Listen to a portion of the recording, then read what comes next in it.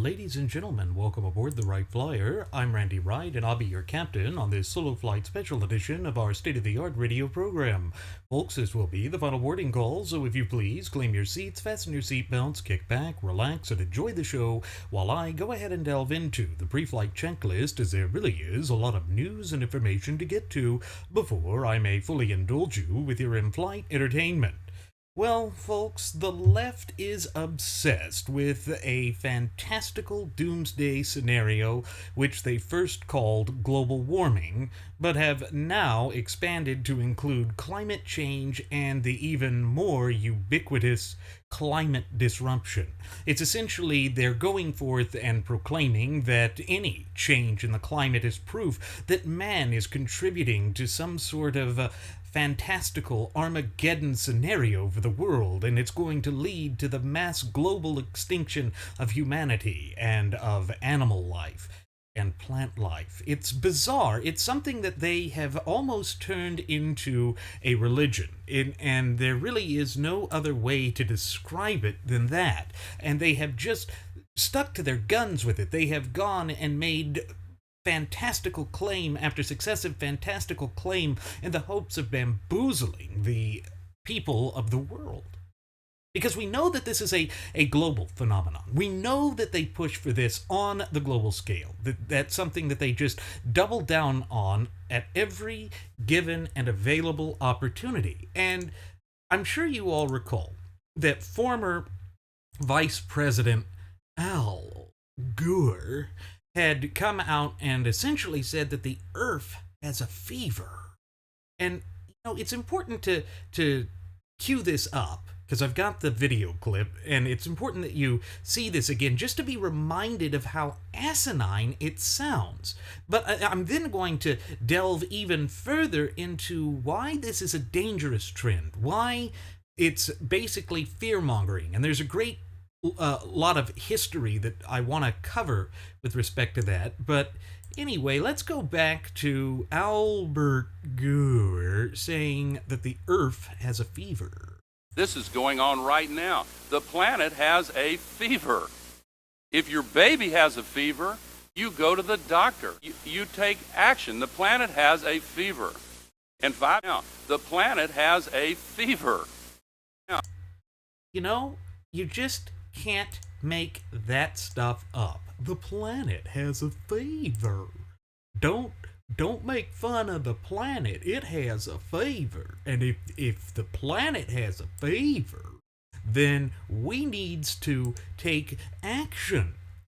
But folks, for nearly 20 years, we've heard dire predictions about the alleged melting of the polar ice caps, and how this would lead to mass waves of extinction. They almost want to treat it like it's the repeat of the Ice Age cycle that happened in the Paleolithic era.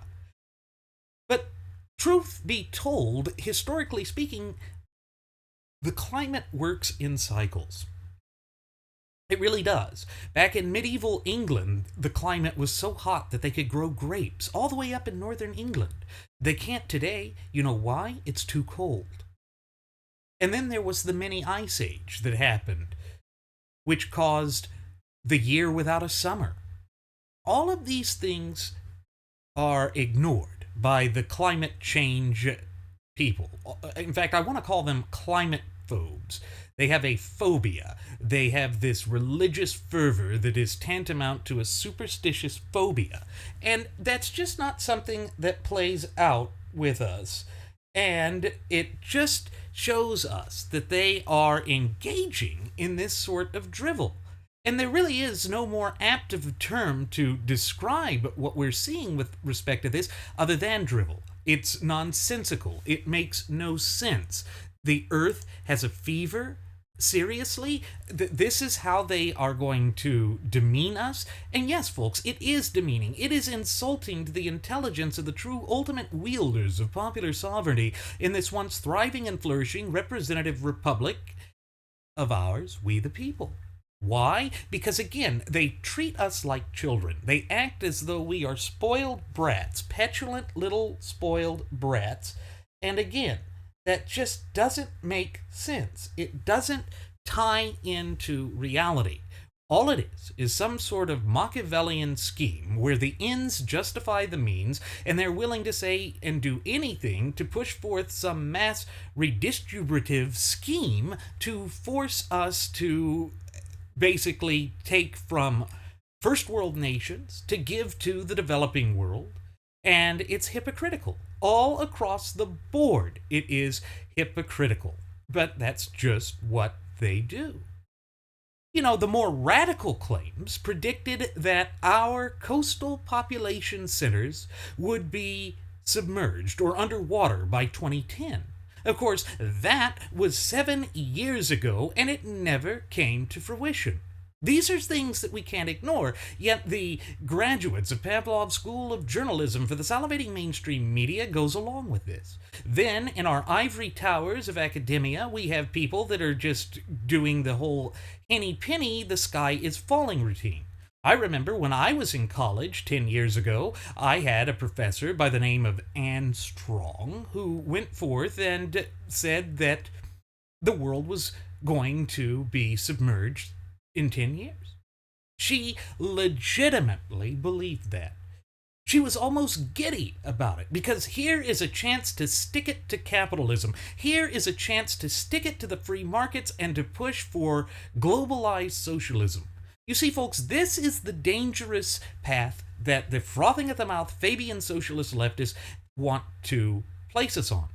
They create mass hysteria. They want us to devolve or to fall into a sense of raw emotionalism, histrionics, which thereby makes us more susceptible to their chicanery. And of course, it's just crisis after successive crisis, all with the design of spreading fear and distrust, to thereby cause the people to come to the government on bended knee. It's the Cloward-Piven principle that we have oft-times mentioned on previous episodes of Radio Aviation Excellence, the Wright Flyer, coming up to the surface once again. And remember that Cloward and Piven were those two egghead academicians from Columbia University back during the 1950s and 60s who decided that they wanted to create the entitlement state, and the way to do that was to overwhelm the existing welfare system, which had been created by the government, in order to have the people just throw their hands up in the air in being just befuddled by the whole thing, and to say, big government, come in and fix it.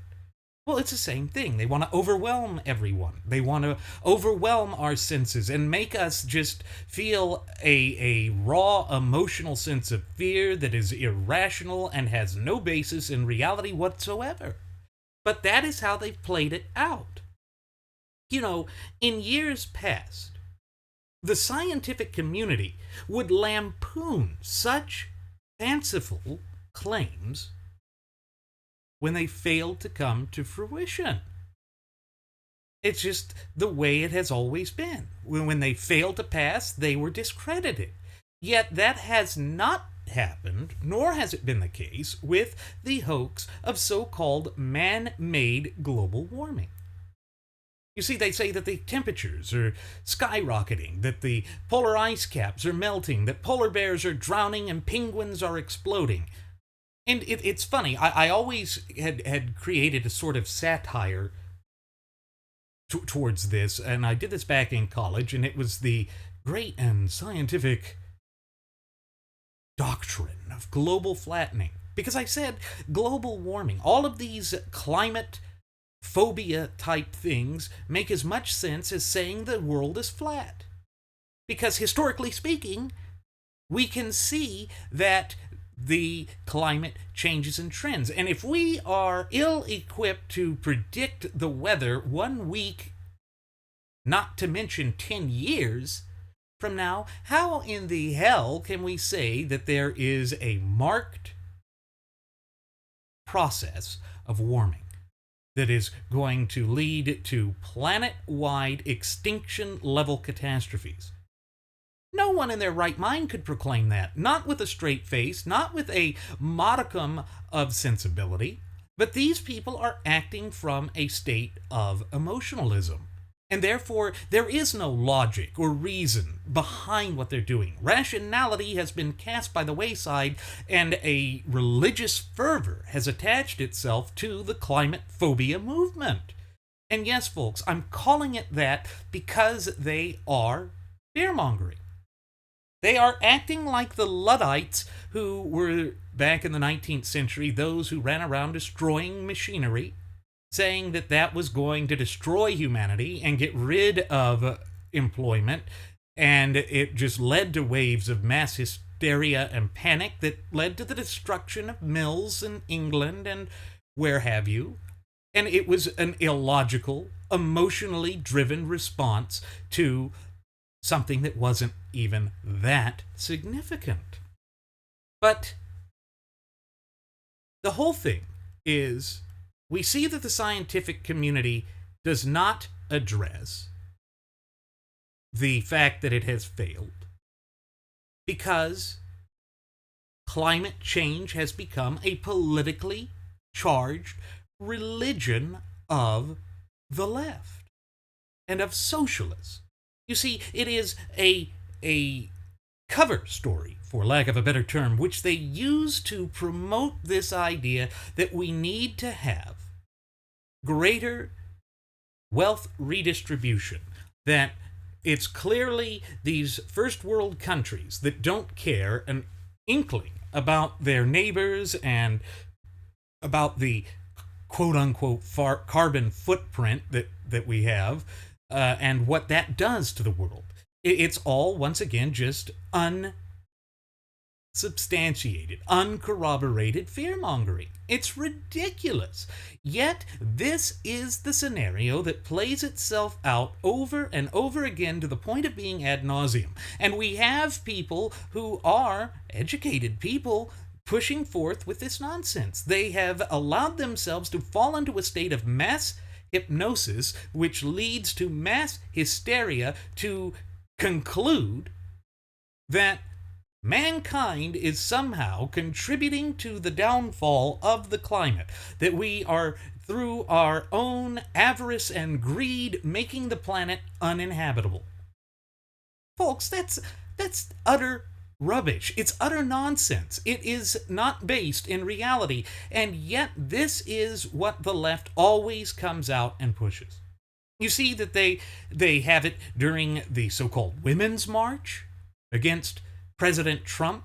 And as you know, we here at Radio Aviation Excellence, the Wright Flyer, aren't major fans of President Trump, but all of this nonsensical drivel where they try and throw climate change and everything and attempt to mold a new age modern boogeyman out of this alleged scientific fact, it's nonsense. It is fear-mongering at its worst.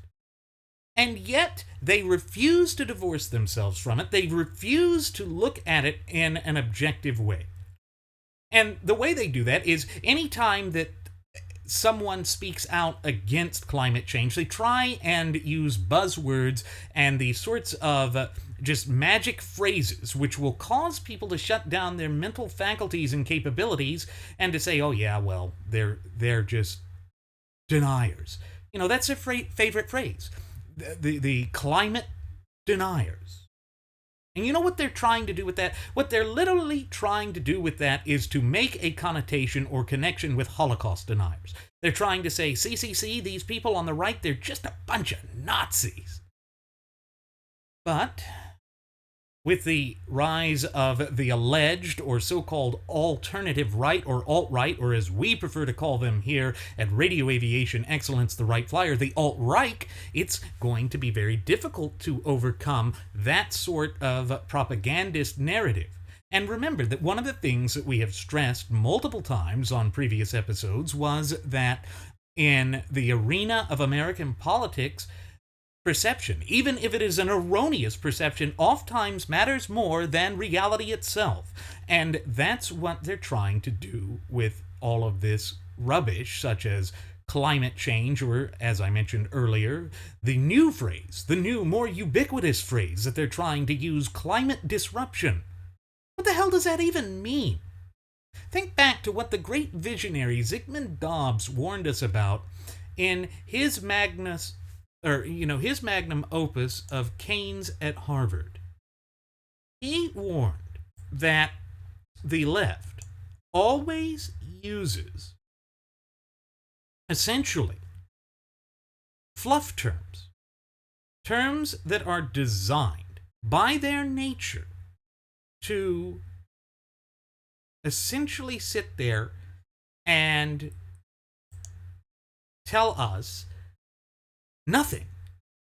Yet it does hide what their true agenda is. It does go to the point that what they're attempting to do is basically utilize the rubbish of climate change or whatever they're pushing at any given moment to once again push forward some hidden agenda.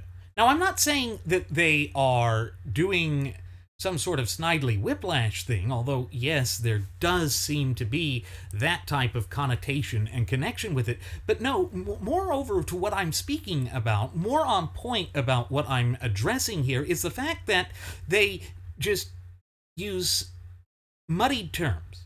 They play that dark and twisted game of semantics in order to bamboozle the people. Because the people are going to be overburdened by overzealous and draconian regulations that it is just all but impossible for them to eke out the standard of living and the quality of life that they have become accustomed to. That is what Zygmunt Dobbs was saying. He was saying that the left will do that. And in the case of Keynes at Harvard, he was speaking about the school of economics that was developing at Harvard that was based on Keynesian economics. It was Keynesian economics that gave us the nonsensical drivel that the way that a government gets out of debt is to spend money. Yet we know that nothing could be further from the truth. We know that that stands in stark opposition to the great weight of the evidence. If you go forth with your personal checking account and attempt to spend money that you don't have, that's called writing a hot check. That's a criminal act. You will be arrested for it. But that's not the way the government handles things. You see, the government is attempting to carve out a special niche for itself. It is attempting to say that the rules of common sense and the natural law tenets or the natural order of things simply don't apply to them. Why? Because they're the government. That's nonsense. That's ridiculous. It has no bearing in reality, yet that is what we face. Not just with the idea of Keynesian economics and the so-called stimulus spending packages and programs, which, of course, Trump has embraced, but also with climate change. This nonsensical drivel of climate change. These climate phobias are going to do everything they can to spread mass panic, mass hysteria in order to create a wealth redistribution program. These redistributive schemes are what lay at the heart of everything that they're attempting to do. Irrespective of whether that has any connection with reality or not, irrespective of whether that moves to the detriment of the true ultimate wielders of popular sovereignty in this once thriving and flourishing representative republic of ours, we the people. In fact, each and every time it is an incremental step following the tried and true path and agenda of the frothing at the mouth Fabian socialist leftist to incrementally push this nation ever further to the left, ignoring reality, ignoring the truth, pushing us into a position that is untenable and ultimately unsustainable. Because we all know that what they're doing is they're peddling research for this, research funds, federal tax dollars to explore something that has no basis in reality. And that should alarm every decent, hard-working, red-blooded American citizen who has been overburdened by an out-of-control, rogue, tyrannical, and ultimately illegitimate government. Because the way they're acting right now is to consolidate power unto themselves in a way that was never originally intended by the clear and concise language contained within the four corners of our shared United States Constitution, and it always occurs to the great detriment and impact of we the people. That's what it has been doing for the past century and a half. That is the twisted machinations and goals of these frothing at the mouth Fabian socialist leftists who believe they see a light at the end of the tunnel, which means that their victory is within grasp. And so they're not going to back down. In fact, they are going to triple down on these efforts, because right now they feel as though they are a cornered animal. And certainly they've been organized. All of these mass protests have been organized, they're funded, they are designed, they are intentional.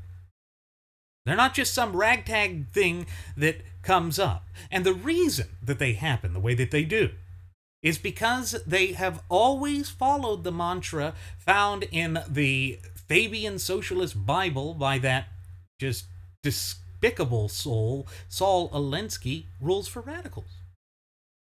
Okay, the entire intent there is to make the other side perceive them to have strength. It's not their actual strength, but it is a perception of strength. It's much like how Sun Tzu in his Art of War said that you play on perceptions.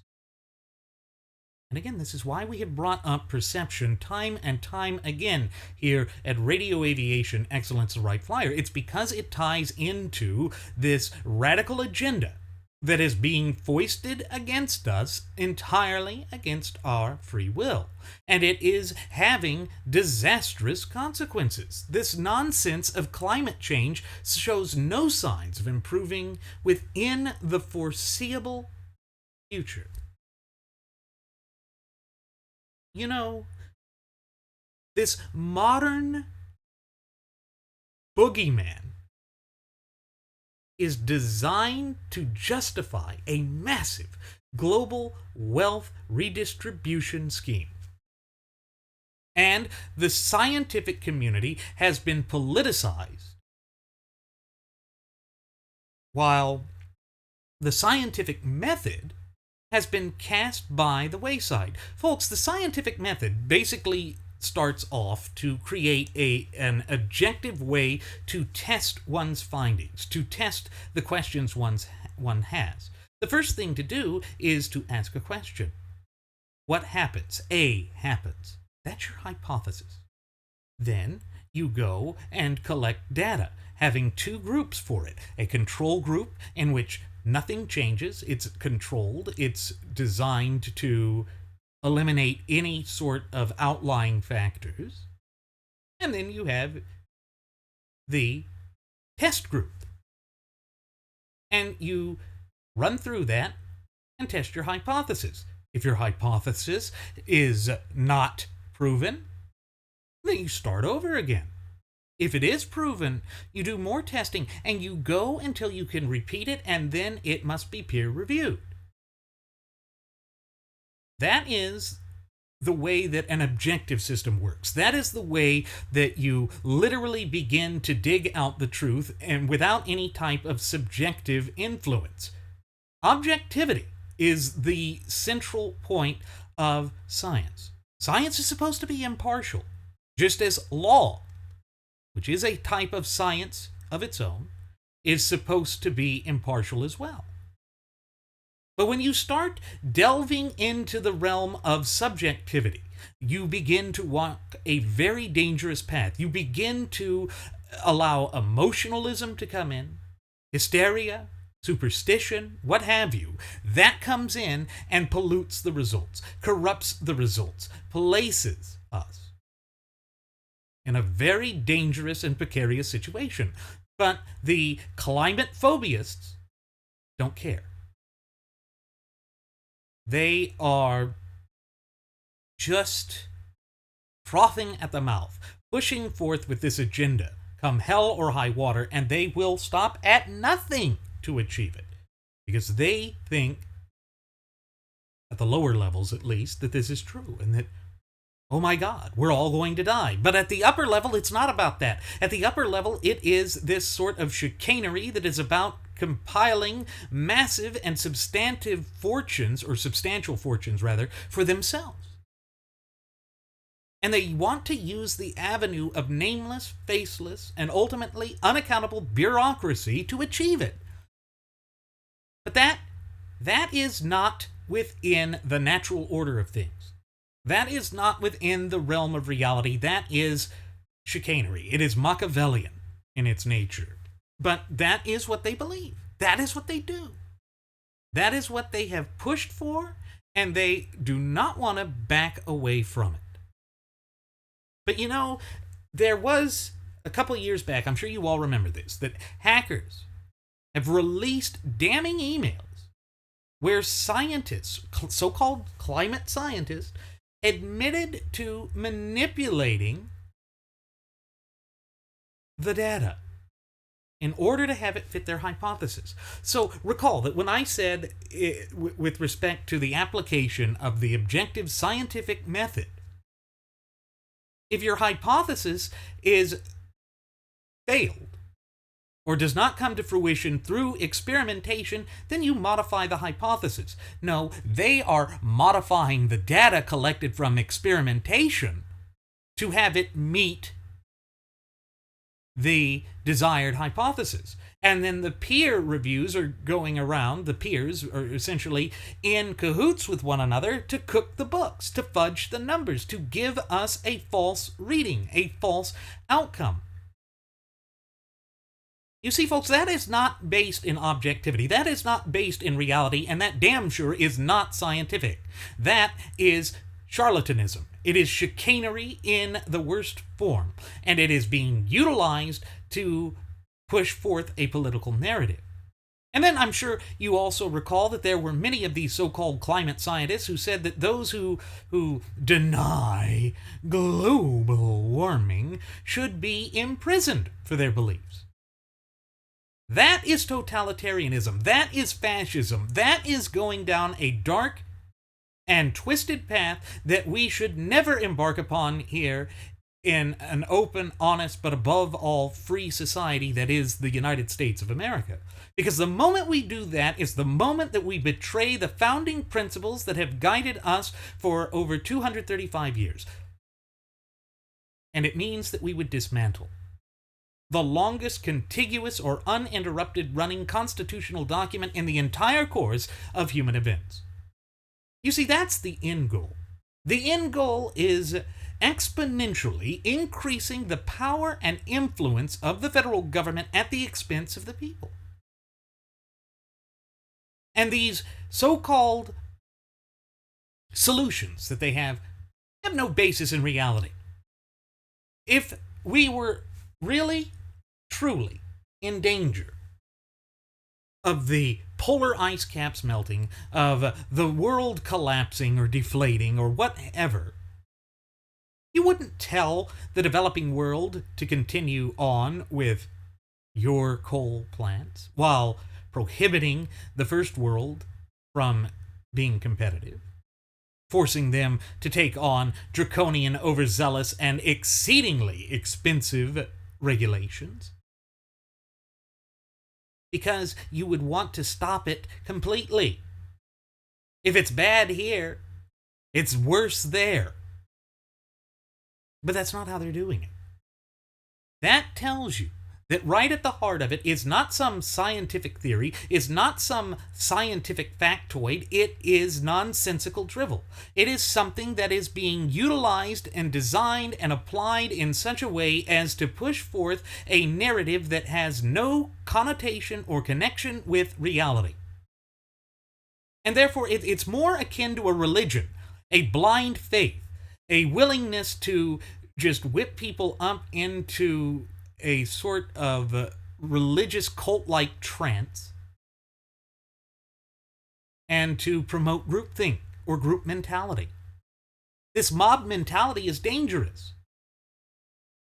because it goes to the most base aspects of humanity.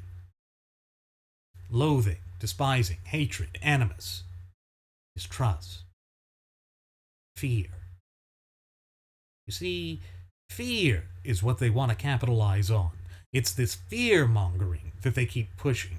It's that which they double down on and triple down on, and dare I say even quadruple down on, as they see a way to justify nothing short of theft by any other name, a global wealth redistributive scheme. None of that is in our best interest. None of that is going to create solutions. This is all about power, manipulation, corruption, and control, which is what it always comes down to with the frothing at the mouth Fabian socialist leftists. This is their mantra. This is the tirade that they go on over and over again to the point of it reaching ad nauseum. But so many are convinced that, oh, this is what we have to do or else the planet's going to die. You know, this whole notion of changing the hypothesis, that is the antithesis of the objective application of the scientific method, as I mentioned. It is making a mockery of science. This is also contributing to the dumbing down of our society, and we should reject it outright.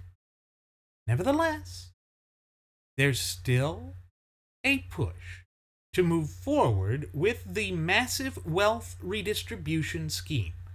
Why? Because deep down, it once again ties right back in to manipulation, power, corruption, and control. And they will stop at nothing to achieve their goals, irrespective of the detrimental and deleterious impact that it's going to have on our nation. They're not putting our interest first, they're putting our interest last because they are part of that crowd that points the finger and blames America first, each and every time.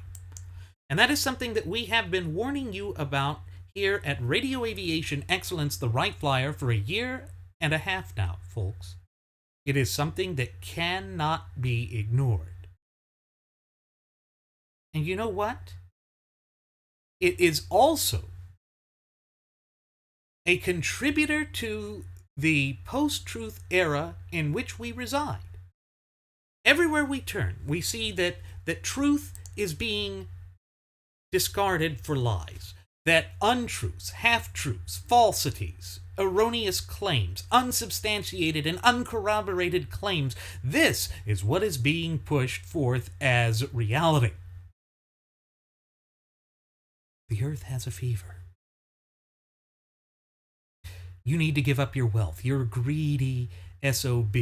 If you are a climate change denier, you're no different than a Holocaust denier. These are the unethical and unbelievable claims that they are foisting upon us. This is the unfettered, ugly face of the beast that they are.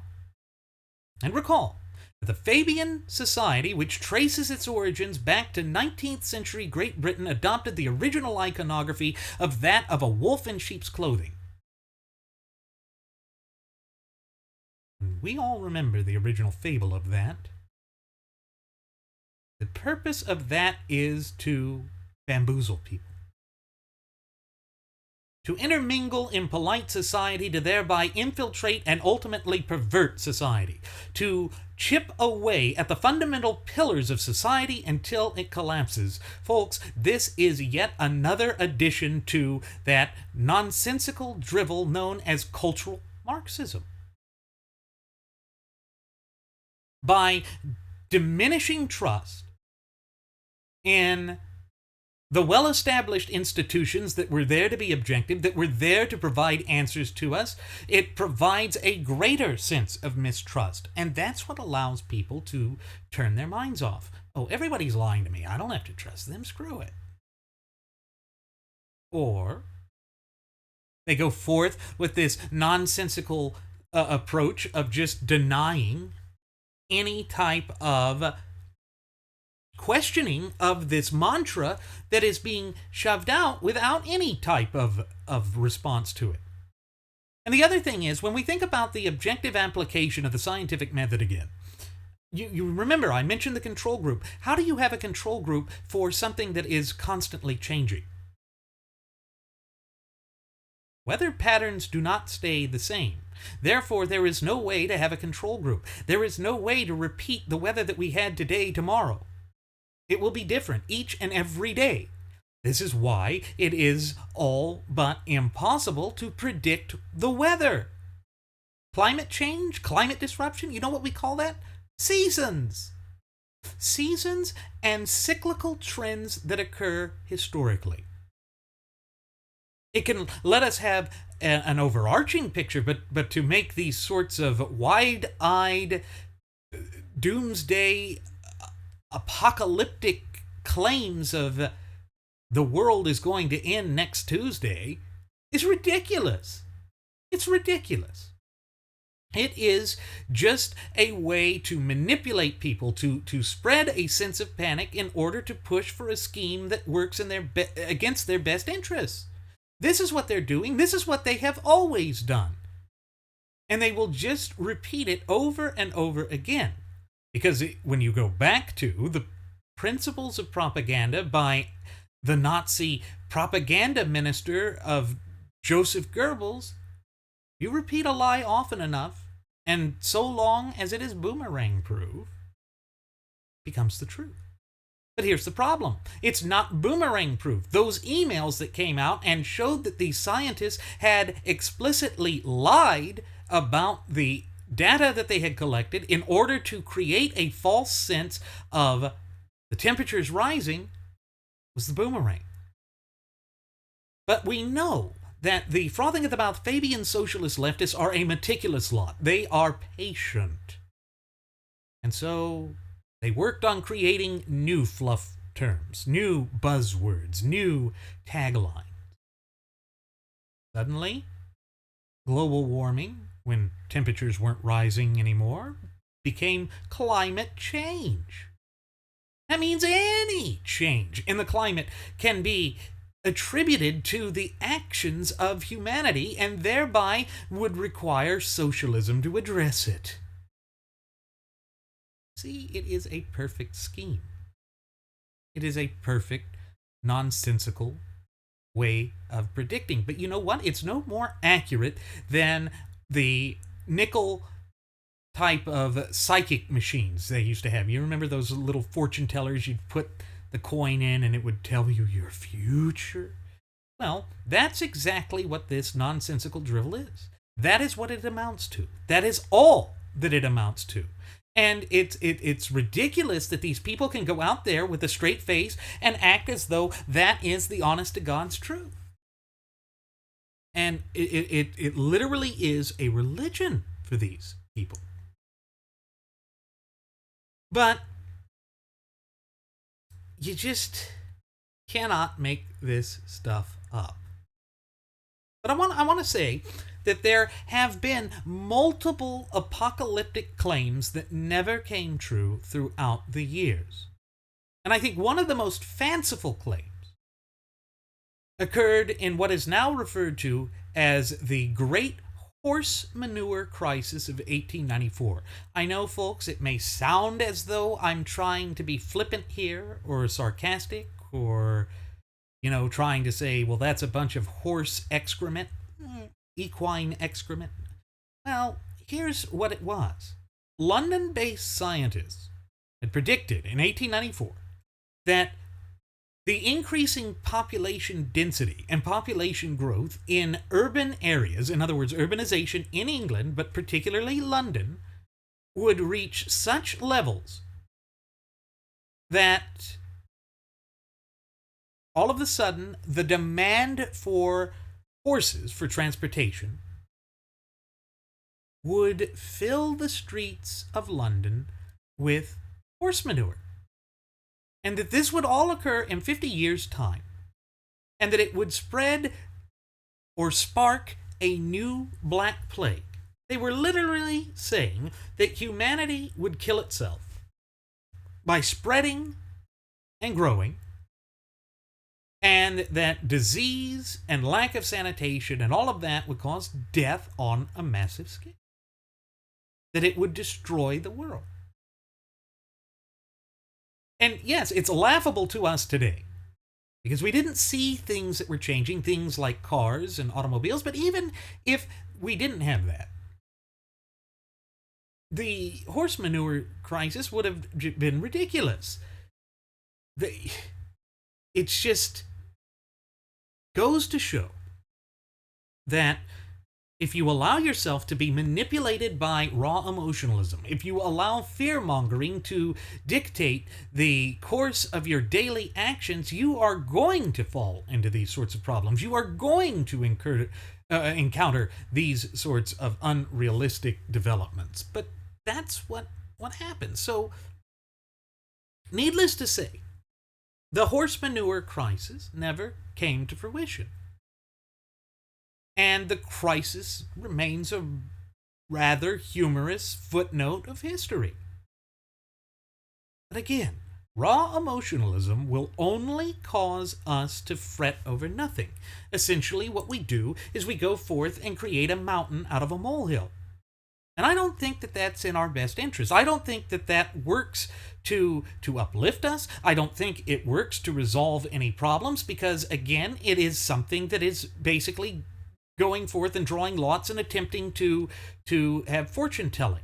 It's a bit like how the Greeks, before going into battle, and it didn't matter which of the Greek polis states did this, it could have been Athens or Spartan, they would read the entrails of animals to try and get some sort of prediction of the outcome of a battle. Well, climate phobia and the climate phobes are like the Greeks looking through the entrails of animals. They're looking for bad omens. They're looking to conjure up some sort of fantastical scenario where henny penny, the sky is falling, and the world will end at 2 p.m. next Thursday. And yes, I'm exaggerating that a bit, but it's the type of hysteria we have seen. Going back to that professor that I had, who literally said that in 10 years' time, and it's been 11 years now, the coasts of America would be underwater because polar bears would have drowned and the ice caps would have melted and the earth has a fever. You know, we laugh at it just because it is so fantastical, just because it is such hysterical nonsense. Histrionics like this don't help anyone. But it allows master manipulators to come forth with diabolical and twisted schemes. It allows the frothing at the mouth Fabian socialist leftists once again to move forward with their radical incremental plan of pushing this nation further and further to the left and thereby the entire world to create and establish worldwide socialism. And this is something that they've been working for nonstop, incessantly, and meticulously over the course of the past century and a half now, folks. And if climate disruption fails, they will then try and find some other alarmist scheme to move on to. Because that's certainly been what they've done throughout the course of living memory, even. You know, we've seen it before. And of course, it's just the way that the leftists always attempt to capitalize from unfettered and irrational fear. That has been their modus operandi for generation after successive generation. That is how they manipulate the people. That is how they get us to believe in superstitious nonsense, drivel, that is no more accurate than accusing somebody of witchcraft. It's the same type of thing. Now, let's think back of one of those examples from recent history even that suddenly disappeared. I'm sure you all recall the so-called hole in the ozone layer of the 1990s. I remember when I was a kid, all of the hysteria concerning aerosol cans and the hole in the ozone layer. You know, it was on the 24-hour-a-day, 7-day-a-week news cycles. The only time it really got interrupted was with the O.J. Simpson trial, but I digress. All of that was just building. piling up, getting higher, trying to say, oh, if you use aerosol cans for your hairspray or for spray painting or for WD-40 or what have you, you're punch another hole in the ozone layer, we're all going to be cooked. Henny penny, the sky is falling, fear-mongering, being embraced all over the world. Oh, woe is me. We are killing ourselves. We are just, through our avarice and greed in this first world, the leader of the free world, we are causing pandemonium for the entire globe because we're so selfish. That has been the repeated nonsense we've heard over and over again. But it reached the same level of hysteria. In fact, it was a more concentrated form of hysteria than what we've seen with this climate disruption and global warming nonsense. And remember that Congress had enacted legislation banning the manufacturing of aerosol cans and the air conditioning coolant known as Freon. Remember? Freon, the best working type of coolant that was out there, that was banned. Why? Because it's punching a hole in the ozone layer. Well, the hole in the ozone layer was a fake. I mean, yes, it may have been there, but guess what? It was cyclical. It closed. It closed itself. Not because we banned aerosol cans, not because we banned Freon, but because it naturally closed. The left has taken the philosophy and doctrine of humanism to an illogical extreme. They seem to sit there and think that we have the ability, just through our common activities, to destroy the earth. You know, not even nuclear bombs would fully destroy life forever.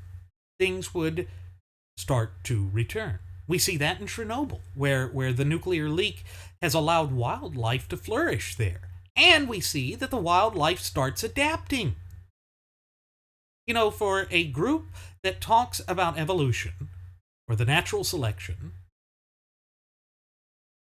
and I'm not going to get into whether that is real or not, but I just want to point out here the hypocrisy of the left is that they claim all of the evolution stuff, but then they sit there and think that life won't evolve, that we won't adapt to changing climates. Well, sure, there will be extinction, but you know what? The African elephant is still around. Yes, the woolly mammoths are gone. Yeah, dinosaurs are gone, but they have similar DNA to birds. Creatures adapt. Humanity adapts. The globe adapts. Not everything has to be a crisis unless, of course, you have ulterior motives. And we can say beyond a shadow of the doubt, when you look at that email scandal where the proof is in the pudding, so to speak, where they were cooking the numbers, that yes, there is an ulterior motive here. It is to push forth this nonsensical, almost religious fervor with respect to something that is not proven. In fact, the great weight of the evidence, when you objectively apply the scientific method, continues to disprove it repeatedly. But can't do that. Oh, it's the oil companies that funded it. Never mind the fact that these government-funded types of quote-unquote scientific research groups are being pushed in such a way as to basically confirm a preconceived notion, a preconceived hypothesis, manipulating the data to fit the hypothesis instead of manipulating the hypothesis or adjusting the hypothesis to fit the experiment. And so, again, it is the complete antithesis of the objective application of the scientific method. It is a farce. It is a fraud that is being perpetrated against the people in order to push a redistributive scheme. Nothing more, nothing less. That is what it boils down to. But The interesting thing is, even after Congress had gone forth with the banning of the manufacturing of aerosol cans or changing them or banning of Freon, we see that they kept piling on restrictions. Even after the hole in the ozone layer had miraculously disappeared.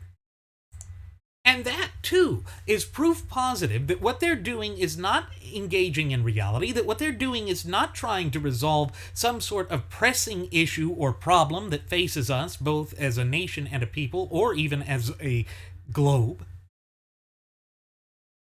What it tells me is that there is this sort of underlying ulterior motive to exponentially increase the scope, breadth, power, and influence of the federal government, completely disregarding and ignoring the strict limitations that are mandated by the clear and concise language contained within the four corners of our shared United States Constitution. You see, it is nothing but a bunch of subterfuge designed to once again get us to further distance and divorce ourselves from the supreme law of the land, which, pursuant to Article 6, Clause 2, what is known in the common American vernacular as the Supremacy Clause, is our Constitution itself. It is designed to undermine society from within by using mob mentality and groupthink and mass hysteria. You see, it's ultimately, again, about power, manipulation, corruption, and control. That is their mantra, and they repeat it. And once one crisis has vanished, they move on to the next crisis.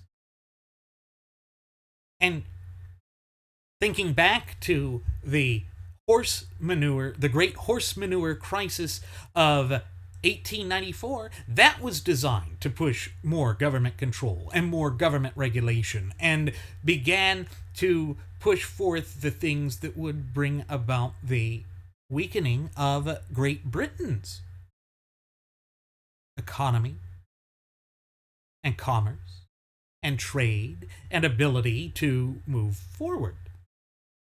That's what it's always about. It's always about creating more laws and taking more power away from the true ultimate wielders of popular sovereignty, we the people. And that has been the scheme that has played out on a global theater for well over a century and a half now, folks. And they are not going to back away from it because that is something that they have adopted as their own mantra. That is something that they use to justify their existence. It is how they go forth and continue to push for the nanny state, and it leaves us in an untenable, an unsustainable situation. But ultimately, they don't care. Ultimately, it just goes to achieve their ends. It is Machiavellian. Remember that Niccolo Machiavelli, who wrote his magnum opus, The Prince, had said, essentially, that the ends justify the means. And so what these frothing at the mouth Fabian socialist leftists do is they go out and attempt to justify the ends here, the means here, by saying that, well, in the end, we've created a better, safer society. We have saved humanity from itself, and we have created this great, unrealistic utopia in which no one suffers and everyone contributes to society. But it reminds me of that old adage, if something sounds too good to be true, 9 times out of 10, it damn well is too good to be true. Because for every action, there is an equal and opposite reaction. Can't ignore that law of science, that law of physics. But that's what they do. They go forth and they skew all of what they're doing, all of their plans, to make it seem as though you get to have your cake and eat it too. And then they ignore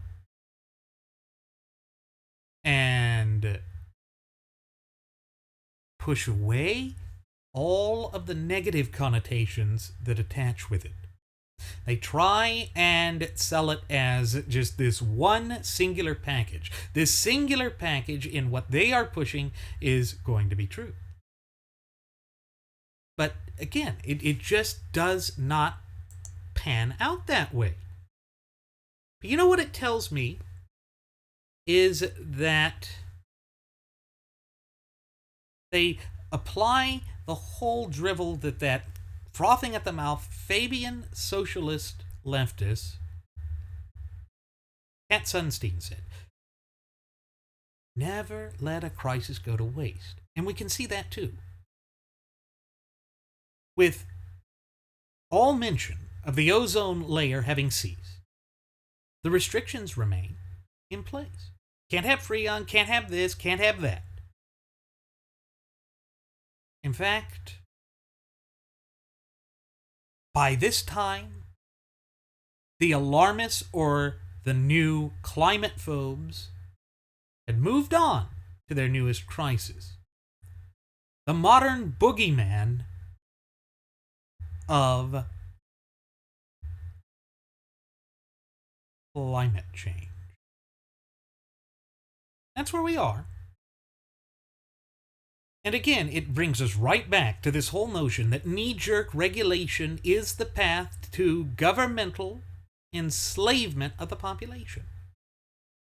And let's turn to another example from history where we have proof of this.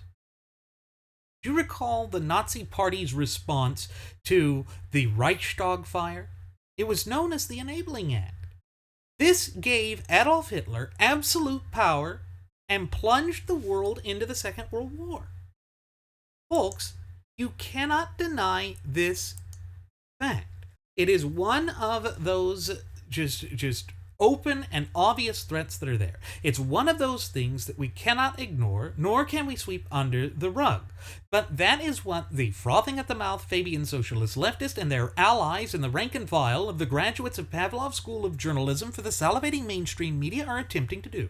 They are attempting to bamboozle the American people to pass off some sort of boondoggle as a great utopia, euphoric sort of thing that is going to save the Earth because the Earth has a fever.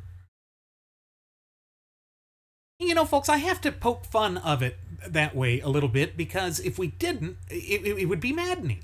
There would be no way to sit here and go through the show and point out these things with a straight face because I'd be losing my mind. Because they move the dial and they move the goalposts all the time.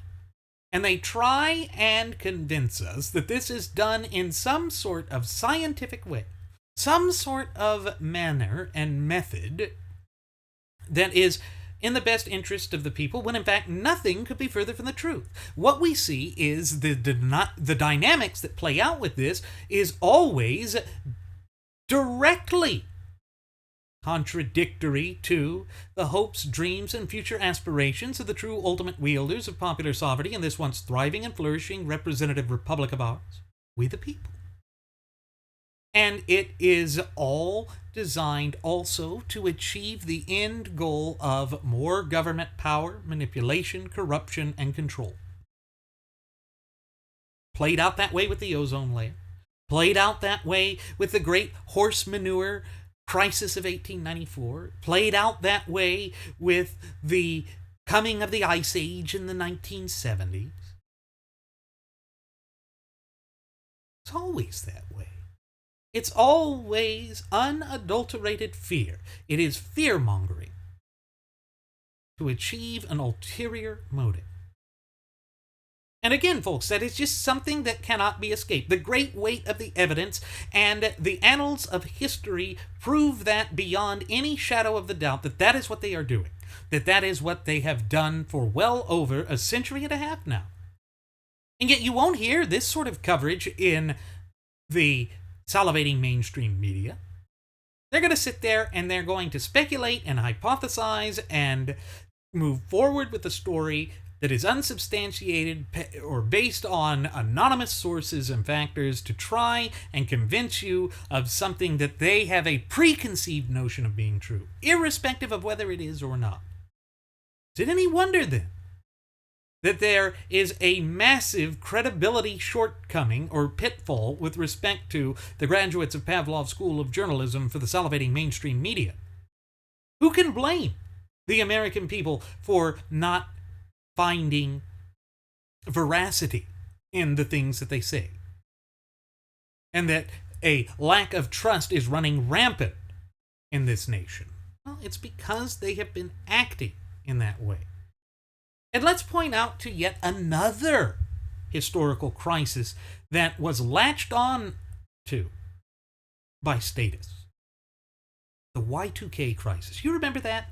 You remember all of that drivel with respect to, oh my God, the computers are all going to crash.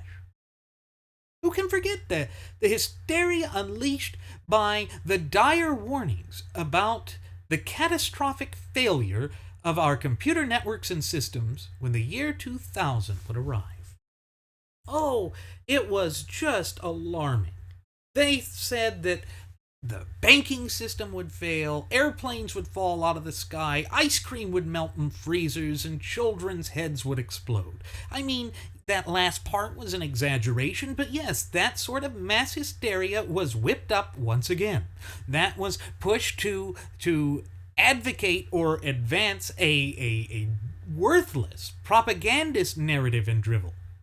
And they wanted to regulate computers then. The FCC wanted to get more involved, and Congress obliged, and we had the scope and breadth of government once again impermissibly expanded to achieve some sort of benefit for the people, to secure a sense of security for the American people. Oh, we're doing something. We're going to improve this. But literally what it came down to was that they were merely expanding the scope, breadth, power, manipulation, corruption, and control of the government, as they do each and every time, to the point of it being ad nauseum.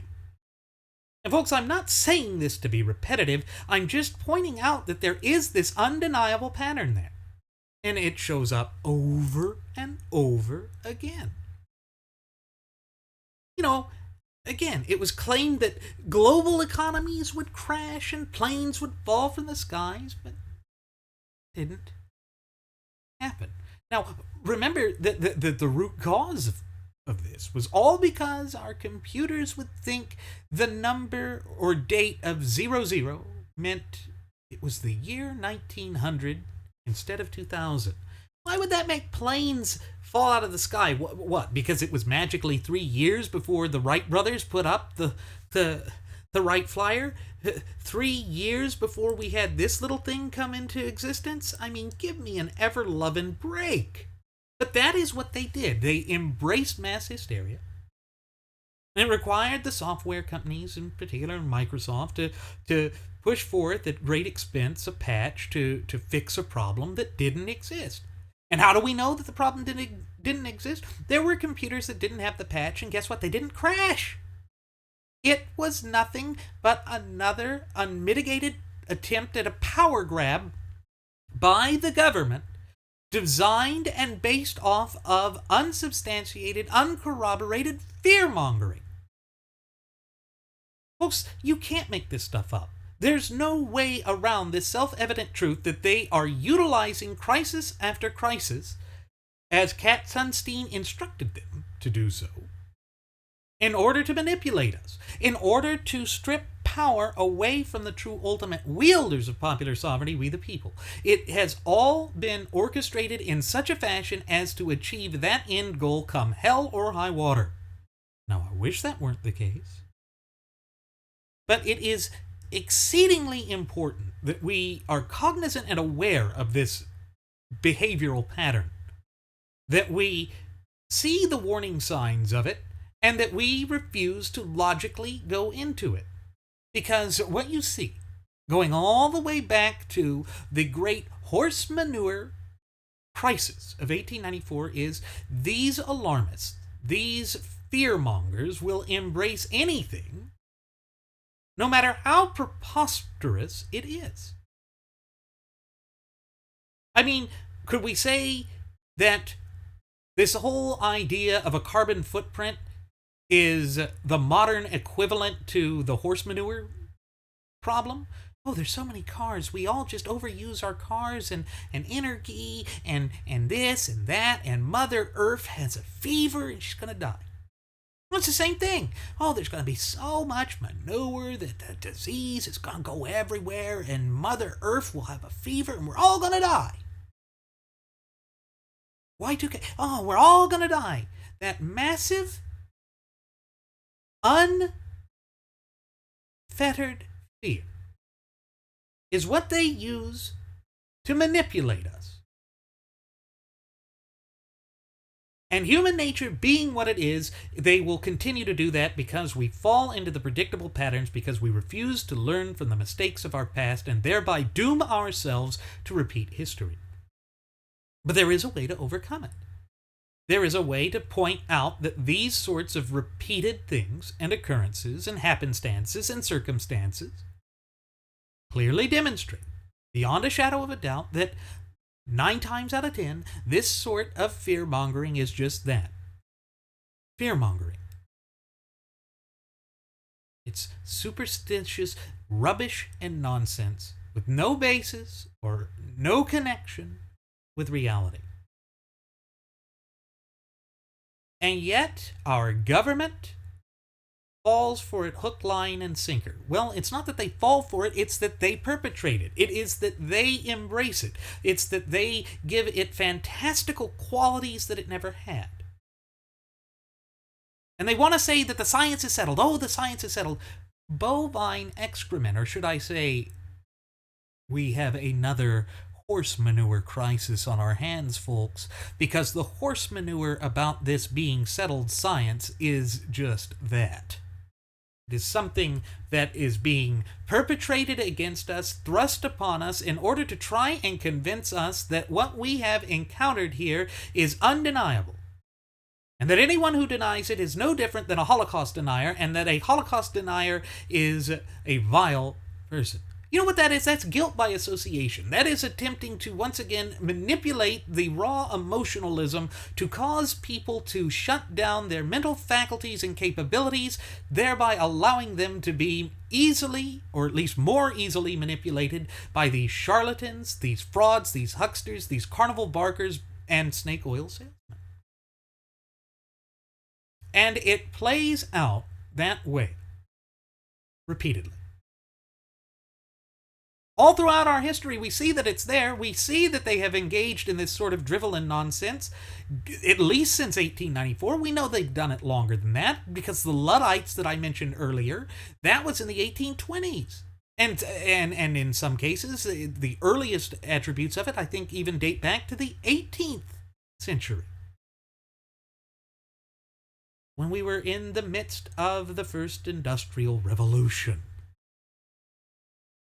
But you see, folks, it tells us that if we allow our ability to think rationally, to apply common sense and logic, we don't do ourselves any favor.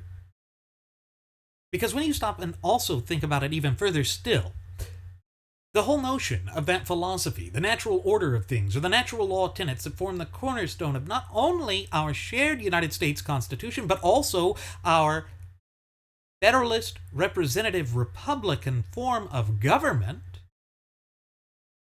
you have to recall that it means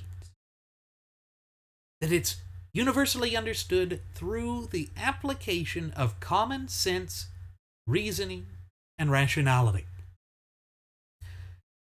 But what is dominating our fast-paced modern society today is that we jump from one existential crisis to another existential crisis, screaming, "Henny penny, the sky is falling, oh my God, we're all going to die," without any type of counterbalance.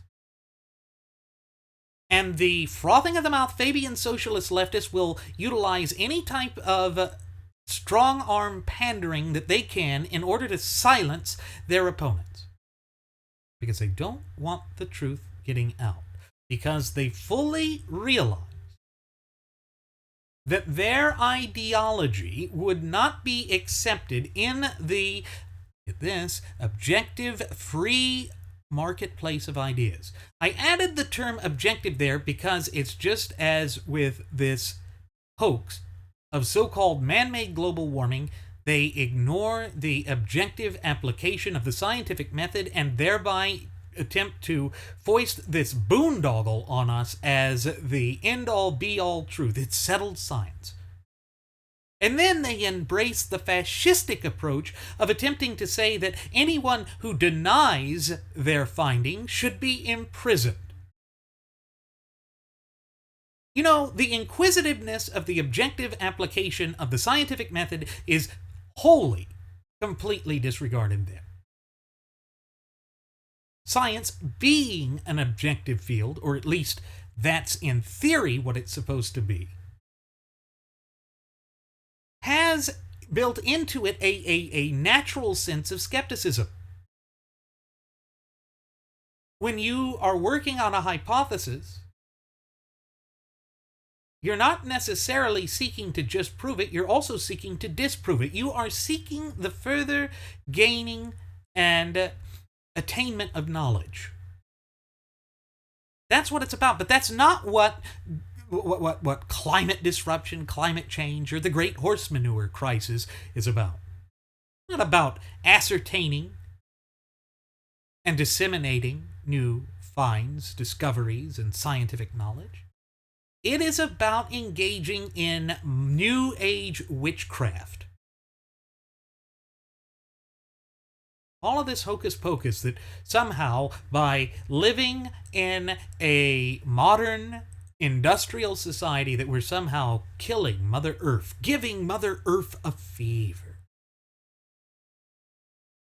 And just to remind you of the type of hysteria that goes along with this, I have to go back to what Vermont Senator Noidface Boynme Sanders, the self-avowed democratic socialist, had said about climate change and Islamofascism. Sanders had literally claimed that Islamofascist terrorism was created by climate change. Knight, you mentioned that climate change, in fact, is related to terrorism. Can you talk a little bit more about that? Well, that's not only my observation, John. That is what the CIA and the Department of Defense tells us. And the reason is pretty obvious. If we are going to see an increase in drought and flood and extreme weather disturbances as a result of climate change, what that means is that peoples all over the world are going to be fighting over limited natural resources. If there's not enough water, if there is not enough land to grow your crops, then you're going to see migrations of people fighting over land that will sustain them. And that will lead to international conflict. So I think when we talk about all of the possible ravages of climate change, which to my mind is just a huge planetary crisis, increased international conflict is one of the issues that we have got to appreciate will happen. But how does drought connect with attacks by ISIS in the middle of Paris? Well, what happens, say, in Syria, for example, and there's some thought about this, is that when you have drought, when people can't grow their crops, they're going to migrate into cities. And when people migrate into cities and they don't have jobs, there's going to be a lot more instability, a lot more unemployment, and people will be subject to. All right. What does that sound like? Let's go back to 1894. Know that I keep mentioning this as a rather humorous and yet ludicrous example, but it's right on point. Recall that the Great Horse Manure Crisis of 1894 said that in 50 years, because the population was increasingly urbanizing, because population densities were increasing to points hitherto unimagined, that the demand for horses would require there be so many horses that the streets would be filled with manure, and all of a sudden that would cause pandemics and a conflagration of disease on the scale of the Black Death, and that it would just cause all sorts of calamities. You see, folks, it's the same damn thing. It's the same notion, the same narrative, the same nonsense that they have been preaching since at least 1894. And there is a modern horse manure crisis. Again, folks, because what Bernie Sanders was saying there is tantamount to so much horse manure. It's not based in reality. He's disregarding the what the facts show. He's disregarding the claims of the Islamofascists themselves. They are engaging in global conflict not because some drought in the Sahara Desert killed their camel.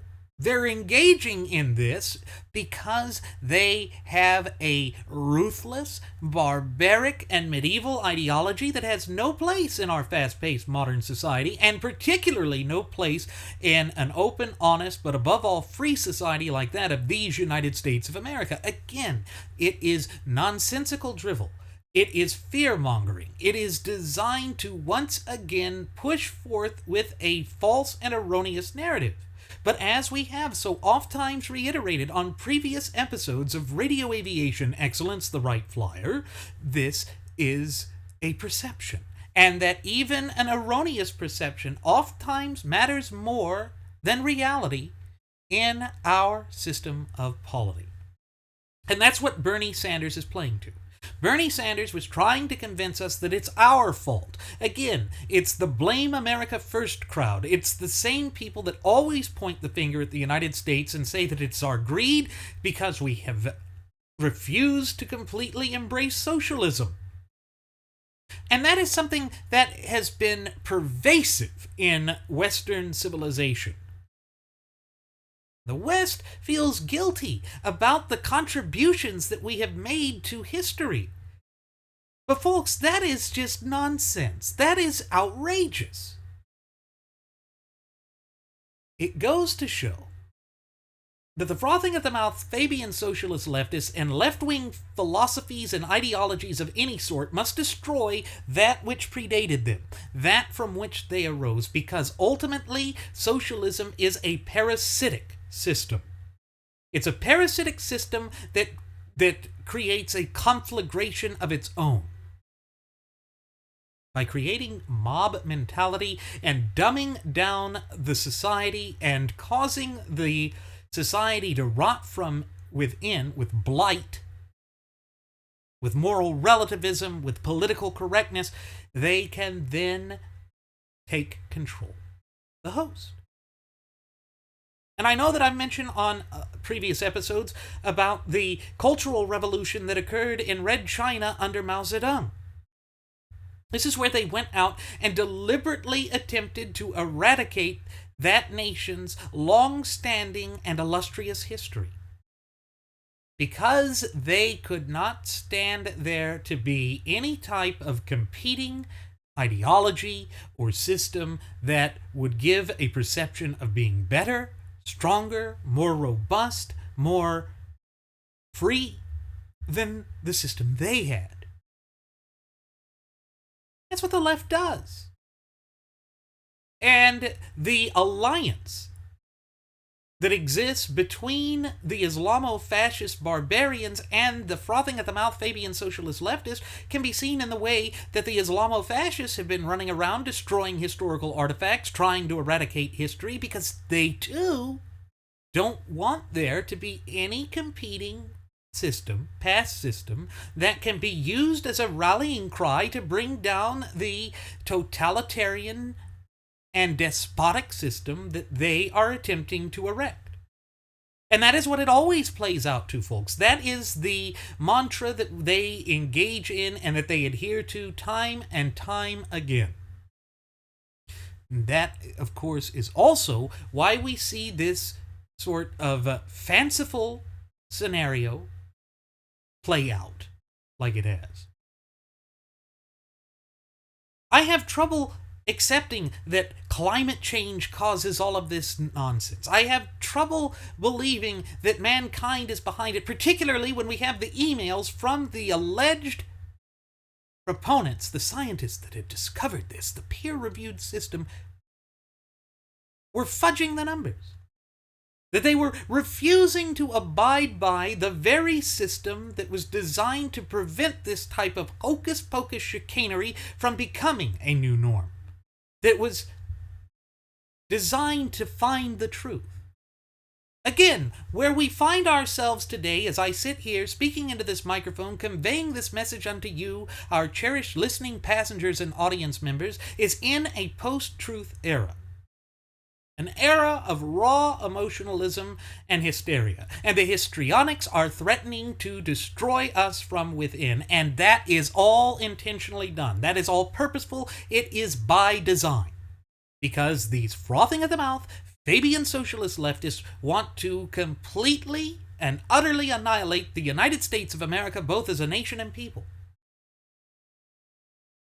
But just as the great horse manure crisis of 1894 didn't come to fruition, just as Y2K didn't come to fruition, just as the hole in the ozone layer proved to be so much bunk, this too, climate change, climate disruption, creeping socialism, will fail. Because it is not based on a modicum of reality. It is not based on a modicum of common sense. It is all designed to perpetuate fear and to push for an establishment of a collective mentality. A mentality that works against our best interests each and every time.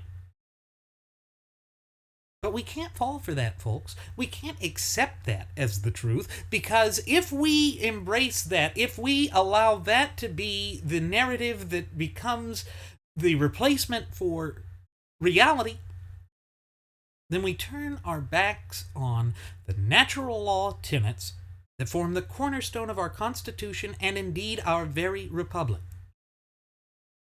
And again, it reminds me of Samuel Adams saying that the only way for our republic to be a vibrant, robust, and thriving republic was for the people to be virtuous. In other words, we had to stand up for righteousness, for a sense of common decency. But in this post-truth era, common decency has been discarded with. All of the things that we hold near and dear have been challenged, and we are pushing for ever greater government control, in direct violation of the clear and concise language contained within the four corners of our shared United States Constitution.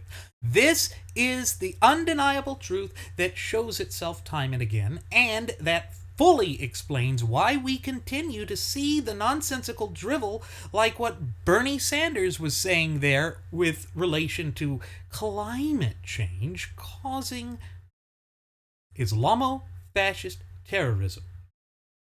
Folks, essentially what we are doing in Western civilization is committing suicide. We are hampering ourselves with this erroneous and god-awful notion of socialism. This disease, this evil that truly has no place in a free society. Yet the proponents of socialism will yield at nothing. They will never back away from it. They will politicize everything. It dictates and controls the facets of their daily lives. They are intermeddlers of the worst sort because they want to be able to control you from cradle until grave. And recall that one of the things that great philosopher and French historian who admired America during her halcyon days, Alexis de Tocqueville, said, that those who are the proponents of socialism are nothing short of New Age feudalists. Because just as in feudalism, where you had this static caste system, where people were broken up into those who farmed, those who fought, basically ruled, and those who prayed, you couldn't really switch between them. They controlled your ability to marry, your ability to own property, to travel, to eat. They controlled everything. Yet they carved out a special niche for themselves at the upper echelons. That's what socialism is. It is neo-feudalism. And therefore, they will use fear-mongering They will use the tried and true, albeit threadbare, tactic and strategy of divide and conquer to push forth with their dark and twisted machinations, to see their just dystopic dream come to fruition in the land of the free and the home of the brave. Because deep down, in their heart of hearts, they loathe and despise everything that these United States of America ever stood for and ever represented. And again, it's all to weaken us. What it's always been about with them.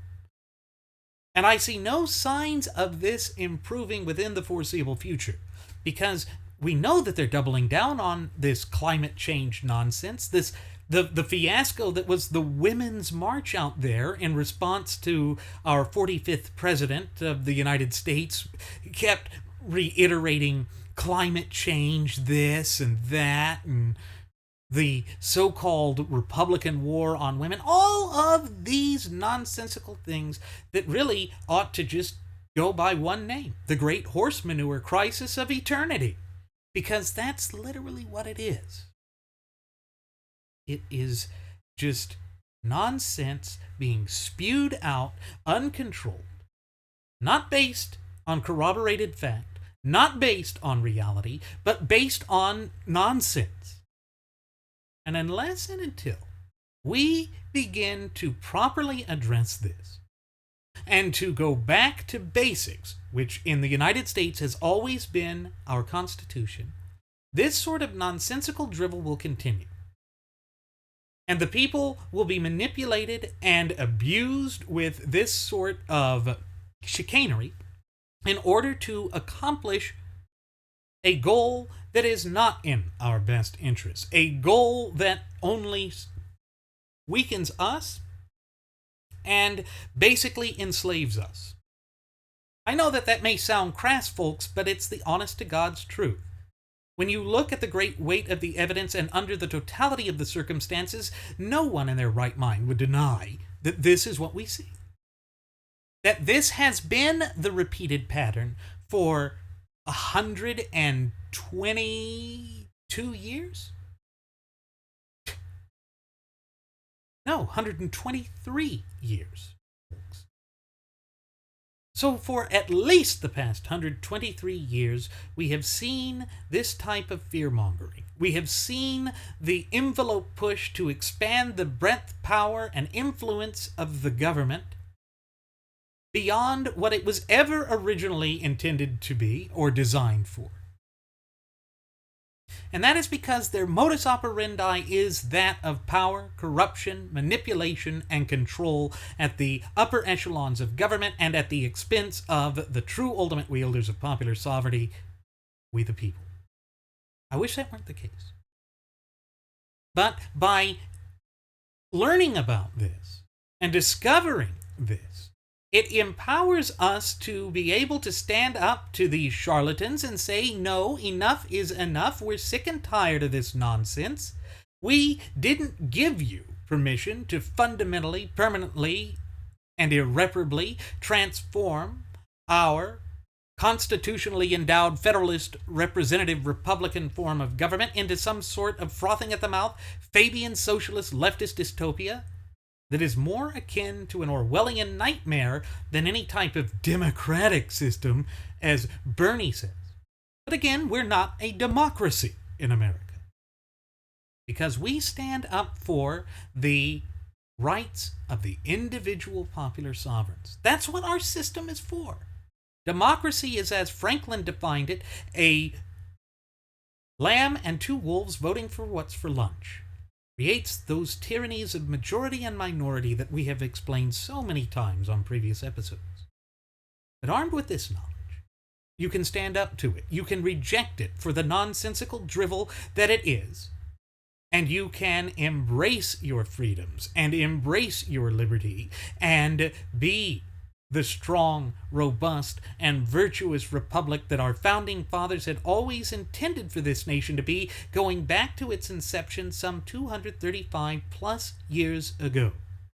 Now, With that said, it is time for us to begin our descent. I'm going to go ahead and send the flight attendant back with one last round of alcohol.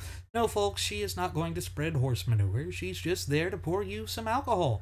As always, folks, I'm your captain, Randy Wright, and I want to thank you for choosing to fly the Wright Flyer. Should you have any questions, comments, concerns, or even topic suggestions, I invite you to leave them either in the comment section here at YouTube, or on our Google Plus page, or even on our Facebook page. And on top of that, I invite you to follow us at Twitter with the Twitter handle at Radio Aviation EX. One more time, folks, that's at Radio Aviation EX.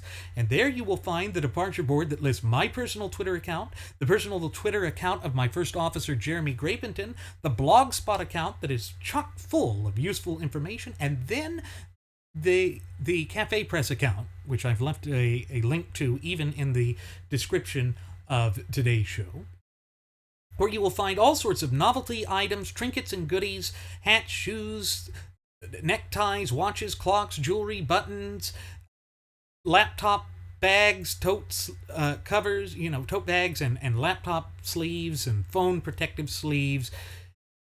You name it, it's there, either with our original Radio Aviation Excellence logo, or the First Class Passenger logo, or even the two Uplifting America logos. With such a wide array of products and at reasonable prices, you simply can't go wrong with the Cafe Press account, folks. And if you have not yet subscribed, please do so. We welcome all subscribers here at Radio Aviation Excellence, the Wright Flyer. We couldn't do the show without you folks, and we do the show for you. Thank you again for tuning in. We will see you again next time. Please do take care.